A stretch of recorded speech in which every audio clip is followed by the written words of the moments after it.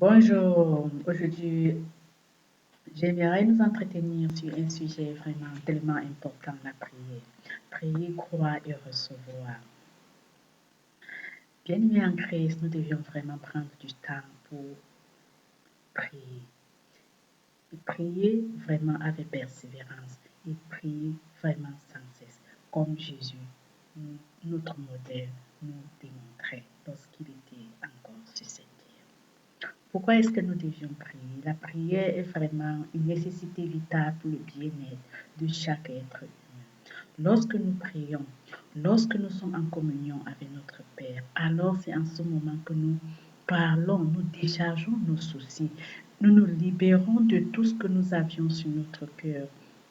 Lorsque nous nous déchargeons, alors nous nous épanouissons de manière spirituelle. Nous nous épanouissons, nous nous sentons de plus en plus légers, nous nous sentons de plus en plus libérés. Et je pense que la prière devait faire partie de la vie de tout le monde. Et lorsque nous entrons vraiment en prière avec notre Père, lorsque nous parlons avec lui, lorsque nous sommes en relation avec lui et que nous lui exposons nos problèmes, alors nous nous édifions personnellement. Et nous croissons, nous grandissons aussi de manière spirituelle. Et ce n'est que lorsque nous sommes vraiment en prière, c'est lorsque nous sommes en communion avec notre Père que nous pouvons avoir des victoires vraiment sur nos épreuves que nous avions au quotidien. C'est en ce moment que les exaucements, que des miracles peuvent vraiment se passer. Et lorsque nous sommes vraiment dans la prière, nous nous fortifions de manière intérieure. Nous bâtissons notre homme intérieur ou bien notre âme.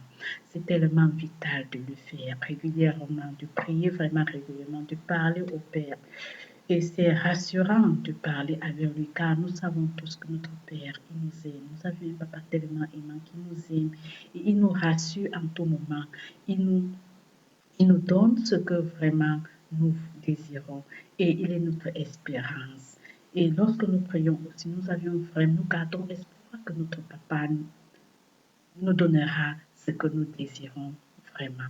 Chers amis, chers bien-aimés en Christ, je vous souhaite vraiment que l'Esprit du Seigneur ouvre vraiment vos yeux, que vous puissiez vraiment vous réveiller et commencer vraiment à avoir une vie de prière, prendre du temps, prendre du recul comme Jésus faisait.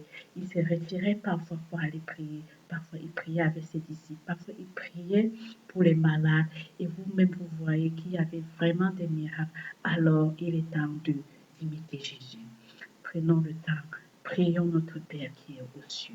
Et dans les vidéos suivantes, je vais un peu vous démontrer comment est-ce que vous pouvez apprendre à prier. Déjà, notre Père qui est aux cieux, c'est déjà un très très bon exemple que Jésus nous avait montré.